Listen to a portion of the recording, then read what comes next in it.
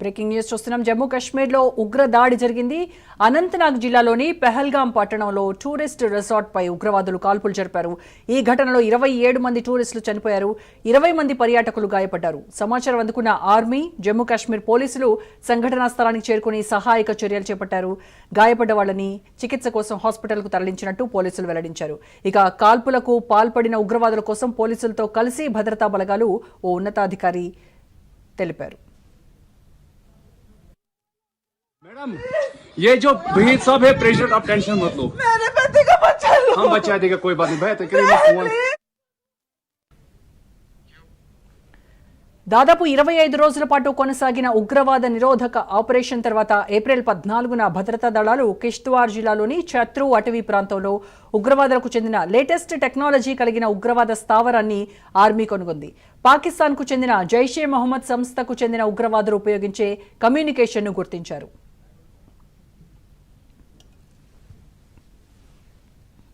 चलो मरिया तू भी करता है यार, ये देख ले पागला जहांगीर तू तो निकलना यार, चलो मरिया तू भी।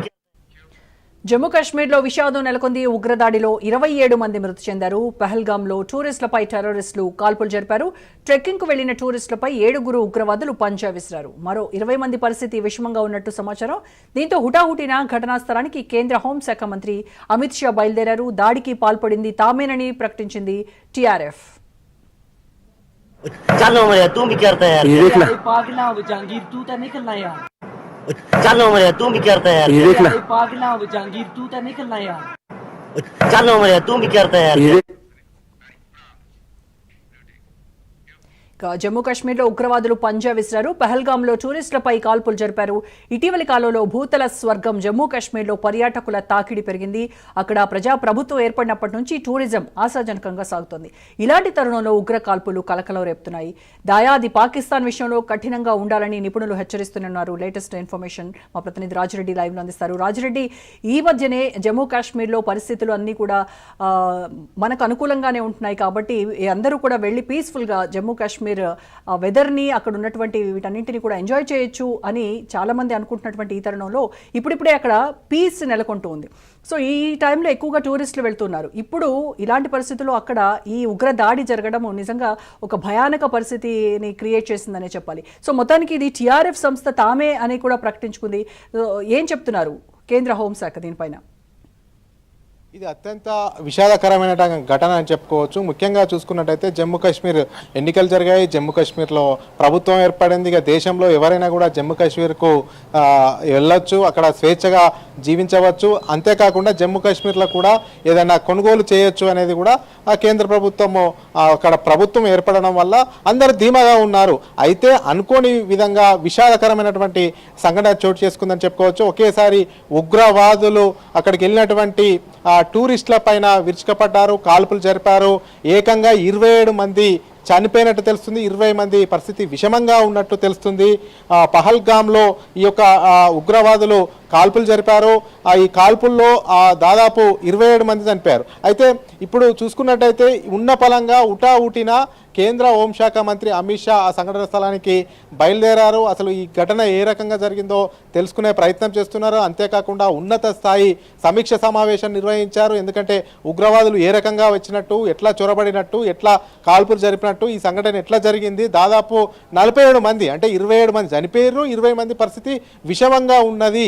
ఇదంతా కూడా ఇంటెలిజెన్స్ వ్యవస్థ ఏం చేస్తుంది అనేది కూడా కోణంలో పెద్ద ఎత్తున ఉన్నత స్థాయి సమీక్ష సమావేశాన్ని కూడా అమిత్ షా నిర్వహిస్తున్నారు. అంతేకాకుండా ప్రధానమంత్రి నరేంద్ర మోడీ కూడా అమిత్ షాకు ఫోన్ చేశారు. అక్కడ ఉన్నటువంటి పరిస్థితిని కూడా తెలుసుకున్నారు. ముఖ్యంగా చూసుకున్నట్టయితే అమిత్ షా అక్కడ ఉన్నటువంటి పరిస్థితిని కూడా ప్రధానమంత్రికి వివరించారు. ప్రధానమంత్రి కూడా అసలు ఎవరిని వదిలిపెట్టము, ఈ సంఘటన చాలా బాధాకరము, దురదృష్టకరము, దీనికి బాధ్యులైనటువంటి వారిని ఎట్టి పరిస్థితిలో ఉపేక్షించము, ఏదైతే కేంద్ర ప్రభుత్వం ఉందో ఉగ్రవాదులకు వ్యతిరేకంగా చీల్చి చెండాడుతుంది అనేది కూడా అతను సందేశం పంపించారు. అంతేకాకుండా పార్టీలకు అతీతంగా మల్లికార్జున ఖర్గే కాంగ్రెస్ అధ్యక్షులు కూడా ఈ ఘటన చాలా బాధాకరము, అన్ని రాజకీయ పార్టీలు అంతా కూడా ఏకతాటిపైకి రావాలి, ఇది ఒక మాయని మచ్చ, ఇలాంటిది ఎలాంటి ఘటనలు జరగకుండా ఉక్కు పాదంతో అణిచివేయాలనేది కూడా ఏఐసిసి అధ్యక్షుడు మల్లికార్జున ఖర్గే స్పష్టం చేశారు. అసదుద్దీన్ ఓవైసీ కూడా ఎంఐఎం అధినేత కూడా తీవ్రంగా సంతాపాన్ని వ్యక్తం చేశారు. అంతేకాకుండా ఈ ఘటన బాధాకరమని కూడా స్పష్టం చేశారు. అన్ని పార్టీలు ఏకతాటిపైకి రావాలి, ముక్తకంఠంతో ముందుకెళ్లాలి, ఈ ఉగ్రవాదాన్ని అణచివేయాలని కూడా అన్ని పార్టీలు ఏకతాటిపైకి వస్తున్నాయి. ఈ ఉగ్రవాద చర్యను మాత్రము ప్రధానమంత్రి నరేంద్ర మోడీ తీవ్రంగా ఖండించారు. ఎవరైనా సరే దీని బాధ్యులు ఎవరున్నా సరే వారిని వదిలిపెట్టాము, ఉగ్రవాద చర్యను ఎట్టి పరిస్థితుల్లో కూడా ఉపేక్షించాము, ఉక్కు పదంతో అణిచివేస్తాము, దోషులు ఎవరైనా తేలినా కానీ వారిని ఖచ్చితంగా శిక్షిస్తామనేది కూడా ప్రధానమంత్రి స్పష్టం చేశారు. అయితే ఎవరైతే చనిపోయిన కుటుంబాలు ఉంటాయో వారికి ప్రగాఢ సానుభూతిని సంతాపాన్ని కూడా తెలియజేశారు. మొత్తానికి చూసుకున్నదైతే అక్కడికి వెళ్ళినటువంటి టూరిస్టులు ట్రెక్కింగ్ నిర్వహిస్తున్నటువంటి సమయంలో ఈ యొక్క సమయం అనుకూలంగా ఉందని భావించి అక్కడ కాల్పులు జరిపారు. ఉగ్రవాదుల కాల్పుల్లో దాదాపు ఇది పెద్ద ఘటన అని చెప్పుకోవచ్చు. 27 మంది చనిపోవడం అంటే మామూలు విషయం కాదు. 20 మంది విషమంగా ఉన్న పరిస్థితి అంటే దాదాపు 47 కుటుంబాల పరిస్థితులు అగమ్య గోచరంగా మారాయని చెప్పుకోవచ్చు.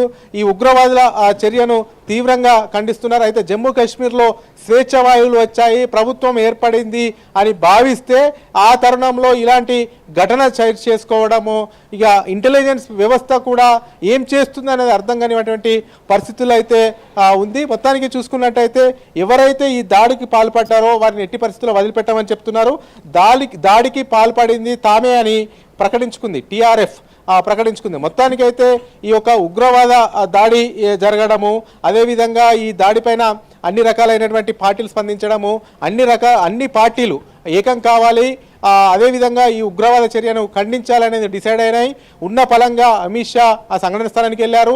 ప్రధానమంత్రి నరేంద్ర మోడీ అయితే ఫోన్ చేసి అక్కడ ఉన్నటువంటి పరిస్థితి తెలుసుకుంటున్నారు. మొత్తానికైతే వారిని ఎంత త్వరగా వీలైతే అంత త్వరగా ఆ ఉగ్రవాదులను ఎవరు వారిని పట్టుకునే ప్రయత్నంలో అయితే కేంద్ర ప్రభుత్వం ఉంది. ఎట్టి పరిస్థితుల్లో కూడా వదిలిపెట్టమని కూడా ప్రధానమంత్రి నరేంద్ర మోడీ చెప్పారు రోజా. అయితే రాజిరెడ్డి, ఇప్పటికే మన ఇండియన్ ఆర్మీ అలాగే అక్కడ జమ్మూ కాశ్మీర్ పోలీసులతో సహా వీళ్ళందరూ కలిసి భద్రతా బలగాలన్నీ కూడా అక్కడ ఉన్నటువంటి ప్రాంతాన్ని సీల్ చేసి అక్కడ టెర్రరిస్టులను కనిపెట్టడానికి కూడా వాళ్ళు ఇప్పటికే ఆపరేషన్ కూడా స్టార్ట్ చేశాయి. అయితే ఎవరైతే ఈ టీఆర్ఎఫ్ ద రెసిస్టెన్స్ ఫ్రంట్ అనేటువంటి సంస్థ మేమే ఈ కాల్పులకి పాల్పడ్డాము అని ప్రకటించుకున్నారో వాళ్ళు ఈ దాడి చూస్తే కూడా చాలా ఎంత ఆర్మీ యూనిఫామ్లో వచ్చారు. వాళ్ళు కూడా రావడం కూడా ఆర్మీ యూనిఫామ్లో వచ్చి అక్కడ ఉన్నటువంటి ఒక గ్రూప్ ఆఫ్ టూరిస్టులు ఎవరైతే ఉన్నారో వాళ్ళపైన కాల్పులు జరిపారు. అది కూడా మళ్ళీ ముస్లిమేతరులా కాదా అనేది కూడా తెలుసుకోవడానికి వాళ్ళు అక్కడ ఉన్నటువంటి టూరిస్టుల ఐడి కార్డ్స్ తీసుకొని చూసి ముస్లింలు కాదు అని అనుకున్న వాళ్ళందరినీ చంపేశారు. అంటే ముస్లింలను మాత్రం వాళ్ళను పక్కన పెట్టి కాపాడినటువంటి పరిస్థితి. అందులో ఒక లేడీ వాళ్ళ హస్బెండ్ ముస్లిం అని చెప్పినప్పటికీ కూడాను ఐడి కార్డ్ చూసి అందులో కూడా చంపేశారని మనకి ఇన్ఫర్మేషన్ తెలుస్తుంది. సో ఈ రకంగా జరుగుతుంటే మరి అక్కడ ఉన్నటువంటి మనము సెక్యూరిటీ ఫోర్సెస్ని పెంచుతున్నాము, బట్ స్టిల్ ఇలాంటివి జరుగుతూ ఉండడంలో మన భద్రతా లోపమే కారణం అనుకోవచ్చు అంటారా? అంటే ఇంటెలిజెన్సీ వ్యవస్థ సరైన రిపోర్ట్ ఇవ్వకపోవడము, ఇంటెలిజెన్స్ వ్యవస్థ ముందుగానే ఇలాంటి హెచ్చరికలు చేయకపోవడము, ఇంటెలిజెన్స్ వ్యవస్థ ప్రభుత్వానికి సరైనటువంటి ఇన్ఫర్మేషన్ ఇవ్వకపోవడం వల్ల ఇలాంటి ఘటనలు జరిగాయని చెప్పుకోవచ్చు. అయితే ఉగ్రవాదులు ఉన్న పలంగా రావడము, కాల్పులకు పాల్పడము, అదేవిధంగా ట్రెక్కింగ్ నిర్వహిస్తున్నటువంటి టూరిస్టుల పైన ఏకంగా సమయాన్ని చూసుకొని ఆ సమయం ప్రకారం కాల్పులు జరపడము, ఇదంతా కూడా చూస్తే ఒక పథకం ప్రకారం, ఒక కుట్ర ప్రకారము జరిగింది. ఇదంతా కూడా ఏదన్నా టెర్రరిస్టులు కాల్పులు జరిపారు, ఉగ్రవాదులు కాల్పులు జరిపారంటే ముందే అక్కడ రెక్కి నిర్వహిస్తారు. అక్కడ పరిస్థితులు ఏ విధంగా ఉన్నాయి, ఎట్లా ఉన్నాయి అనేది కూడా రెక్కి నిర్వహిస్తారు. ఆ రెక్కి నిర్వహించినప్పుడు ఏ టైంలో మూమెంట్ చేస్తే బాగుంటుంది అనే ఆలోచనలు కూడా వాళ్ళకు వస్తాయి. ఎందుకంటే అక్కడ ఉన్నటువంటి పరిస్థితులను పూర్తిగా క్షుణ్ణంగా పరిశీలిస్తారు, దానిపైన అధ్యయనం చేసుకుంటారు. ఏ సమయంలో కాల్పులు జరిపితే బాగుంటుంది, ఏ రకంగా ఈ పైన దాడులు చేయాలి, ఎట్లా మూమెంట్ చేయాలి అనేది కూడా పూర్తిగా కొన్ని రోజుల ముందు నుంచోలే అక్కడ రెక్కి నిర్వహిస్తేనే ఇదంతా తెలుస్తుంది. ఒక కొత్త ప్రదేశానికి వెళ్ళి అక్కడ కొత్త ప్రదేశంలో ఏదైనా పని చేయాలంటే ఆ ప్రదేశాన్ని పూర్తిగా తమ ఆధీనంలోకి తెచ్చుకోవాలి, తమ గ్రిప్లోకి తెచ్చుకోవాలి, ఏ రకంగా కాల్పులు జరపాలి, ఎక్కడి నుంచి రావాలి, ఏ రకంగా పారిపోవాలి, ఇవన్నీ కూడా ఒక స్కెచ్ ప్రకారం, ఒక ప్రణాళిక ప్రకారం ఉంటాయి. అయితే ఈ ఉగ్రవాదులు కూడా అక్కడ పూర్తిగా అక్కడ రెక్కి నిర్వహించారు, అక్కడ నిఘా నిర్వహించారు, అదేవిధంగా ఏ రకంగా కాల్పులు జరపాలనేది కూడా ముందస్తు ప్లానే అయి ఉంటుంది. అయితే ఈ ప్లాన్ను పసిగట్టడంలో ఇంటెలిజెన్స్ వ్యవస్థ కాస్త ఫెయిల్ అయినట్టే చెప్పుకోవచ్చు. ఇంటెలిజెన్స్ వ్యవస్థ కనుక, నిఘా సిబ్బంది కనుక కరెక్ట్ ఉంటే ఈ యొక్క దారుణం జరగపోయేది అనేది కూడా గతంలో కూడా చాలా సంఘటనలు చూశాము. అదేవిధంగా ఇప్పుడు కూడా ఈ ఘటన జరిగిందని కూడా భావించవచ్చు. మొత్తానికి చూసుకున్నట్టయితే ఉగ్రవాదుల దాడిని ముక్త కంఠంతో యావత్ దేశం ఖండిస్తూ ఉంది. పార్టీలకు అతీతంగా అన్ని రాజకీయ పార్టీలు కూడా తీవ్రంగా ఖండిస్తూ ఉన్నాయి. ఎవరైతే ఉగ్రవాద దాడులు చేశారో ఈ యొక్క ఉగ్రవాదులను ఖచ్చితంగా తొందరలోనే పట్టుకోవాలనేది కూడా పెద్ద ఎత్తున డిమాండ్ వినిపిస్తుంది. అందులో భాగంగానే ప్రధానమంత్రి ఏకంగా వారిని సాధ్యమైనంత తొందరగా చట్టం ముందు నిలబెడతాము, వారిని సాధ్యమైనంత తొందరగా పట్టుకుంటాం, వారిపైన ఉక్కుపాదం మోపుతాం అనేది కూడా ప్రధానమంత్రి స్పష్టం చేశారు. అయితే మన దేశానికి గత కొన్ని రోజుల నుంచి చూసుకుంటే, కొన్ని సంవత్సరాల నుంచి కాస్త సెక్యూరిటీ పరంగా బాగా ఉండేది. గతం నుంచి ఉగ్రవాద దాడులు జరగలేదు. ఈ మధ్యకాలంలో ఎన్డీఏ ప్రభుత్వం ఏర్పడిన తర్వాత ఉగ్రవాదులు పెద్ద ఎత్తున దేశంలోకి చొరబడడం కానీ, ఇలాంటి దాడులకు పాల్పడడం కానీ చేయలేదు. ఒకసారి చేసిన నేపథ్యంలో సర్జికల్ స్ట్రైక్ మనం చేశాము, మన దేశం తరఫున సర్జికల్ స్ట్రైక్ చేసింది. ఈసారి కూడా ఖచ్చితంగా ఉగ్రవాదుల నిఘాను పూర్తిగా కేంద్ర ప్రభుత్వం ఛేదిస్తుంది అనేది కూడా చాలామంది నమ్మకాన్ని వ్యక్తం చేస్తున్నారు. ముఖ్యంగా ఎవరైతే ఈ యొక్క టెర్రరిస్టులు వచ్చి టూరిస్టులపై ఈ యొక్క కాల్పులు జరిపడము, హతమార్చడము, 27 మంది చనిపోవడం, 27 మందిని పొట్టన పెట్టుకోవడం, 20 మంది పరిస్థితి విషమంగా ఉండడం, ఇదంతా కూడా దేశంలో చాలా బాధాకరమని చెప్పుకోవచ్చు, దురదృష్టకరమైనటువంటి ఘటన అని చెప్పుకోవచ్చు. ఇది అన్ని పార్టీలు ఆ కుటుంబ సభ్యులకు తీవ్ర సంతాపం చెప్పాయి, విచారణ వ్యక్తం చేశాయి. ఇక కేంద్ర ప్రభుత్వం ఉన్నటువంటి ముందు ఉన్న లక్ష్యం ఒకటే, వాళ్ళు ఎవరొచ్చారు, ఎక్కడ దాడి చేశారు, ఏ రకంగా ఎన్ని రోజుల నుంచి జరుగుతున్నాయి ఈ స్కెచ్, ఇంకా ఎక్కడెక్కడ దాడులు చేయాలనుకుంటున్నారు, ఎక్కడెక్కడ కాల్పులు జరపాలనుకుంటున్నారు, ఎక్కడెక్కడ ఈ టీఆర్ఎఫ్ ఎక్కడెక్కడ ఇంకా దేశంలో ఇలాంటి సంఘటనలు చేయాలని భావిస్తున్నాయి, వాటిని పట్టుకోవడం అనేది మస్ట్. ఇప్పుడు ఈ యొక్క ప్రభుత్వం కూడా అదే ఆలోచనలో ఉన్నట్టుంది. అందులో భాగంగానే కేంద్ర హోంశాఖ మంత్రి అమిత్ షా ఉన్నత స్థాయి సమీక్ష సమావేశం నిర్వహించారు. త్వరలోనే సాధ్యమైనంత తొందరగా ఈ యొక్క కాల్పులకు పాల్పడ్డ టెర్రరిస్టులను పట్టుకోవాలనేది కూడా పెద్ద ఎత్తున డిమాండ్ వినిపిస్తుంది. Roja. Right, thank you Rajireddy.